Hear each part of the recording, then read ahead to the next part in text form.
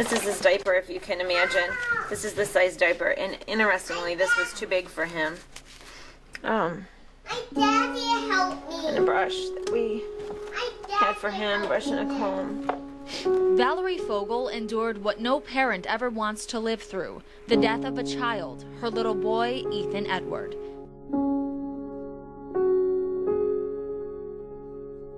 Whoa!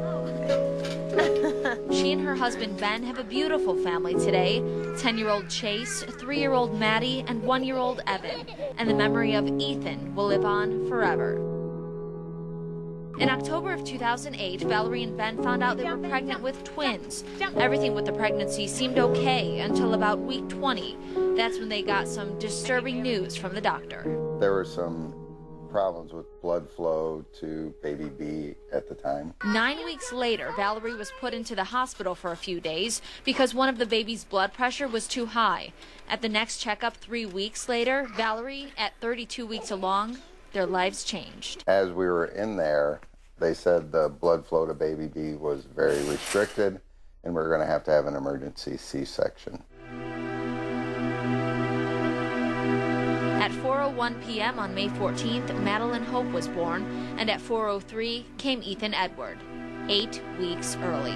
We got to see Maddie for about a minute and a half, and then Ethan we didn't get to see. Both were taken down to the NICU of Mercy Children's Hospital, and that was the Fogles' first encounter with the Children's Miracle Network. You see the emotional connection between the doctors and the kids, and the nurses and the kids, and you see the medicine that happens for these babies to try to keep them alive. Maddie seemed to develop well, but Ethan's internal complications just started to snowball. An opening between the chambers of the heart, then a narrowing of the aorta, then a large blood clot along the PICC line through his belly button, which sat on his renal artery, cutting off one of his kidneys. He had many problems with his lungs from being a preemie, and loss of platelets caused him to receive many blood transfusions. On top of that, a tracheotomy. The whole time, the Fogles thought it would just be a matter of time for him to heal, and they thought they would be bringing him home. People would make suggestions to us, different things. Oh, let's get some photos with this, let's do this. And we were always like, no, we can do it when we get home. Yes. Because when you're sitting in that situation, there's no way you can ever let that thought that you're not bringing your baby home Ever.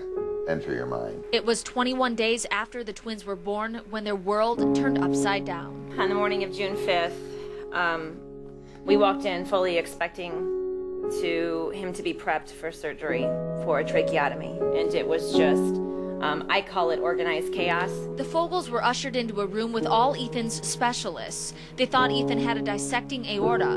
Life Flight was on the way to take him to University of Michigan Children's Hospital. Ethan did not end up having a dissecting aorta, but he was not getting any better. The Fogles, now at the hospital in Ann Arbor, watched as he slowly got more pale. It was midnight, they were exhausted, and Valerie stepped out to get something to drink. It wasn't 2 minutes later that the nurse was running towards me, and she said, "Your husband needs you right away." Ethan had quit breathing, but the doctors brought him back. They thought he had a heart attack and told Valerie and Ben they didn't know if Ethan would make it through the night. Just hours later, Ethan went into cardiac arrest again. After working on Ethan with no success, doctors said they couldn't bring him back. They unhooked him from the monitors. They took his breathing tube out. And I held him. They put him in my arms. And he died.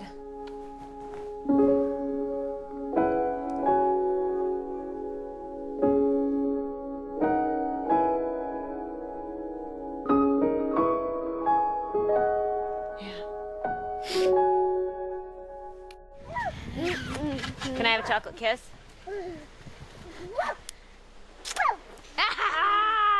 The Children's Miracle Network at Mercy was there to support the family through it all, and it was through their care that Maddie is alive and well today.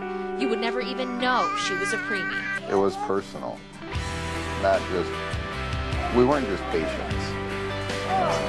We were part of their family.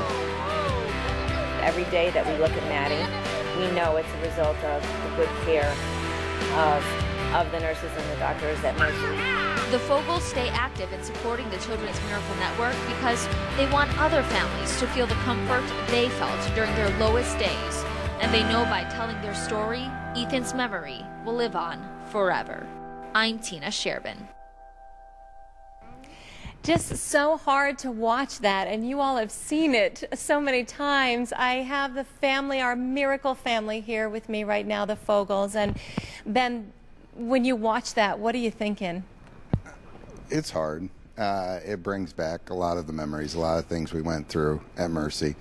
I mean, for as much sadness as we have, standing here today with Maddie gives us just as much joy. And in remembering what we went through and what Mercy's Children's Hospital did for us and our family, it brings back a lot of really good, funny memories. Talking with Dr. Tay and Dr. Suarez brought back a lot of the laughter that we remembered at Mercy. It is. I can't even imagine such a... Oh, Maddie wants to get in on the picture. Wave to everybody there, Maddie. But Valerie, as a mom, I mean, this is not what we expect as moms, you know, when we carry those babies and we're expecting those babies. So tell me what it means to you that Children's Hospital, that Mercy Children's Hospital was there for you. Oh, it means everything. They, thank you, Maddie, gave us the best opportunity to save Maddie, to allow Ethan to live for 21 days. It's hard as a mom. I expected to bring home 2 Gerber babies and perfectly healthy twins. And when that was not the reality, we had the best care with the best doctors and nurses, and they treated not only my twins, but they treated our whole entire family. And that's me. And so we were very blessed. When you look at Maddie, you just see a miracle there. Oh, every day I see a miracle there. Yeah, definitely. And hey, Maddie, how old are you? Tell us how old. How many? 2, 4. 2, 4. You're not 24. You're 3. She's 3, and this is big brother Chase. And Chase, this is pretty cool to have your family on TV here today, right? Yeah. Yeah. Hey, Maddie, do you recognize these people over here? Yeah?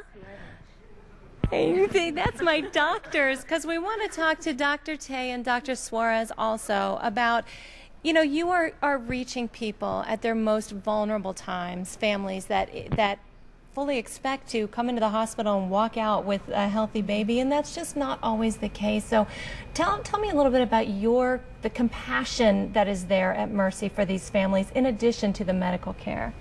I think that's the honor and privilege of working at Mercy, because there's the spirituality there that helps, you know, a lot of families through their difficult times, you know. It is so just heart-wrenching to watch those stories. But Dr. Suarez, when you think about all the children that have come through Mercy and all the miracles that you really have been able to produce over the years, and Dr. Suarez is a pediatric heart doctor, so he is truly seeing these miracles every day. The technology, the equipment is so important. It's a big component to this. Well, one of the things that we're just blessed is to have that type of technology, those types of services, and the people that we work with around us.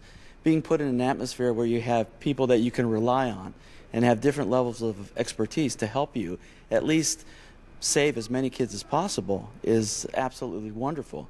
There are times that despite having everybody working their hardest, you can't make it a wonderful outcome. And that's the job that we've undertaken as physicians. We try our best. We try and help families as much as we can, and we're grateful to people who help the Children's Miracle Network to put us in that position. Right, and just the technology is changing all the time, so to have the money and to be able to purchase that equipment and to have the staff available when the need is there and to be able to provide those services, just so important. Okay, Maddie, I want you to do me a big favor before we go. Look right into this camera right here, okay? And you say, please give. Say, please give. Please give. And now say, I'm a miracle. Say, I'm a miracle. No. Well, you know what? I'm going to say it. You're a miracle. We do all think you are, and it's because of your help that we are standing here with Maddie.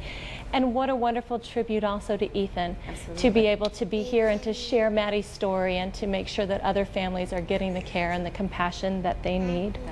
You know, the medical staff at Mercy is just really amazing.